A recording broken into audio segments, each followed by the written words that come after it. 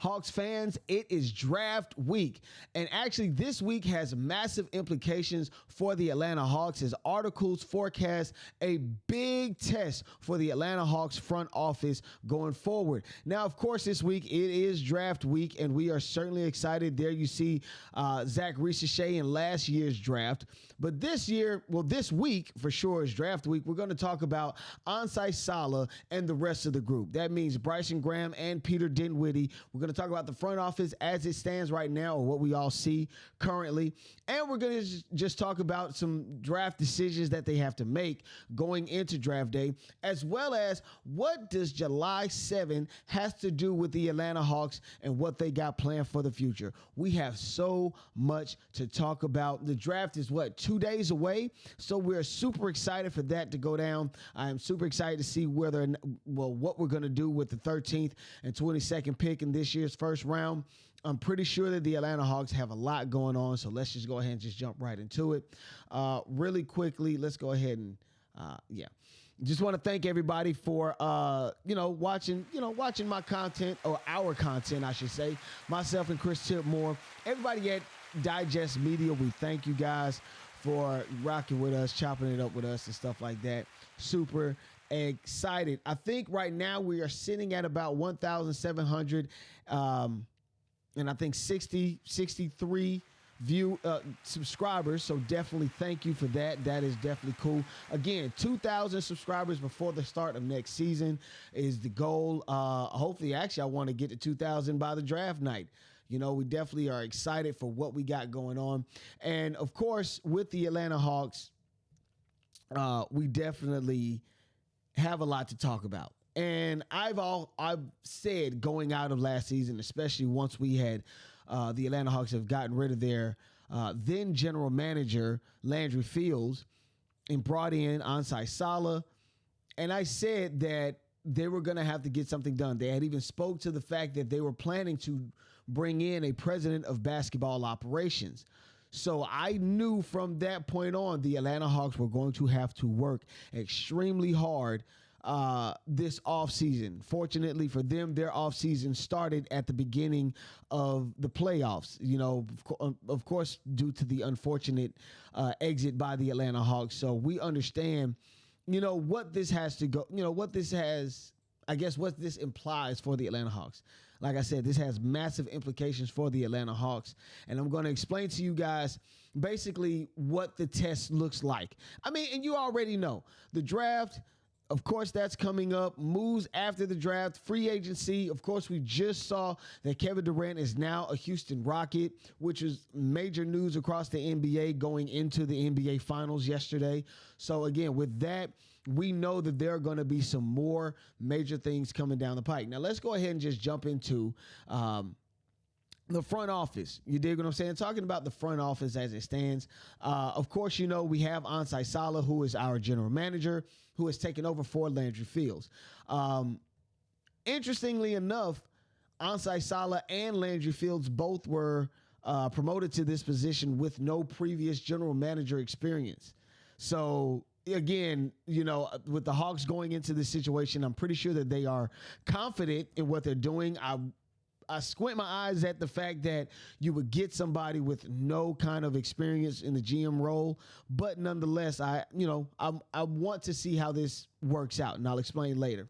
But Salah actually previously did serve as the Golden State Warriors president of basketball strategy and council. So with all of that, this might explain Bryson Graham and Peter Dinwiddie, because both of these guys do have front office experience, especially senior level or executive level.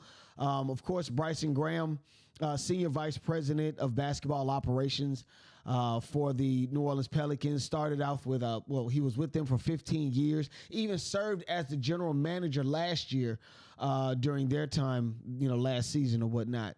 Was definitely very instrumental in drafting a few successful players like Jose Alvarado, Trey Murphy, Herb Jones, just to name a few guys like that. And of course, he does reunite with someone that he did draft at one point in time, which is Dyson Daniels. Back when he was with the Pelicans, Dyson was the number 8 pick in the 2022 draft. So I do feel as though Bryson Graham is definitely going to be brought in for draft purposes. You know, he's going to be brought in to give his expertise when it comes to the draft, who to pick. He's going to help us out in the side of, you know, picking at the number 13 and number 22 spot.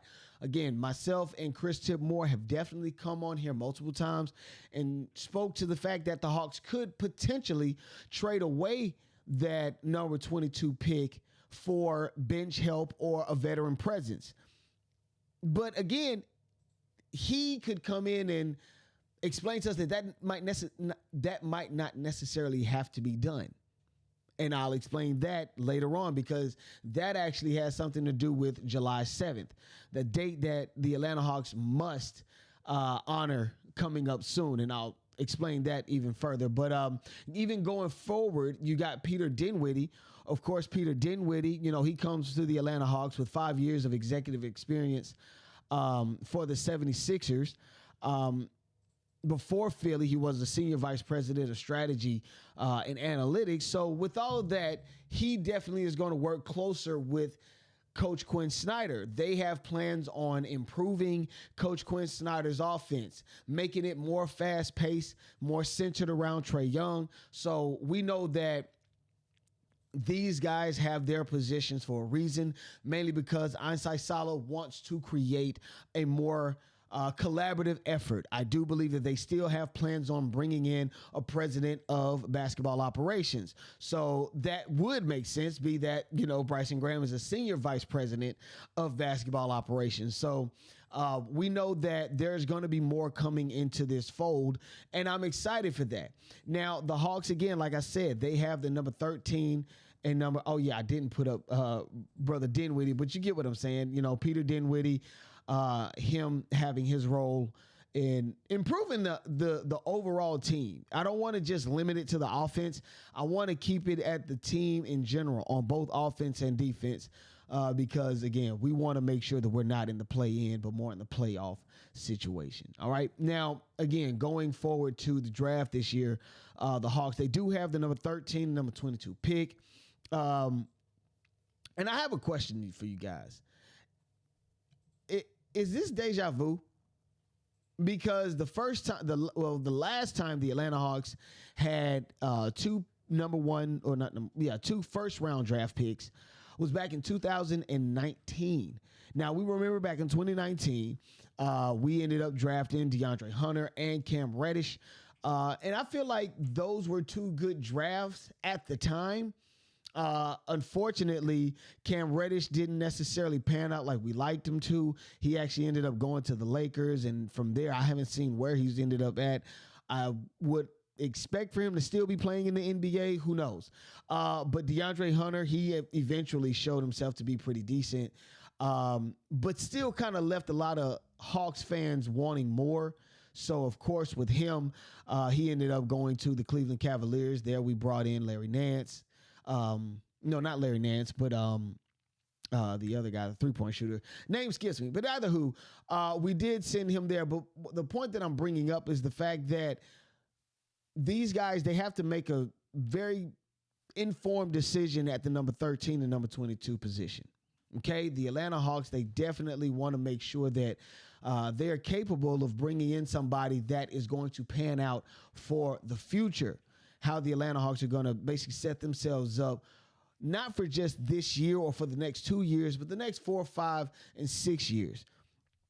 So with that, I bring up July 7th, right?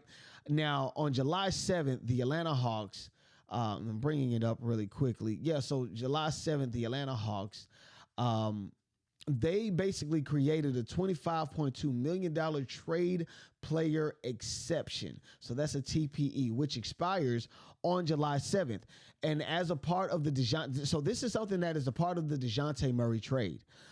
They have an opportunity to possibly bring in a quality veteran depth player that can come in and basically service as a role. This money is allotted for specifically that one reason. I think there's also a do I have a graphic here for it? I would actually want to say I do. Really quickly. Yeah, so basically the Chicago Bulls and the Atlanta Hawks are a potential destination for free agent Nick Alexander Walker. Okay. And we all know Alexander Walker from the Minnesota Timberwolves. I'm gonna bring him up really quickly. But yeah, Alexander Walker, of course, he's a part of the Minnesota Timberwolves. He's somebody that could possibly be brought into the Atlanta Hawks organization with this TPE. Yeah, traded player exception. And then also too, we can also be looking at potentially bringing in Brooklyn Nets guard. These names are really skipping me, but we could also bring in some more veteran help. So with this one move that the Atlanta Hawks can possibly bring in, I see where the front office plans on going. I do feel as though the front office, they want to have a more collaborative effort, but something that could be a little more sustainable for the Atlanta Hawks going forward.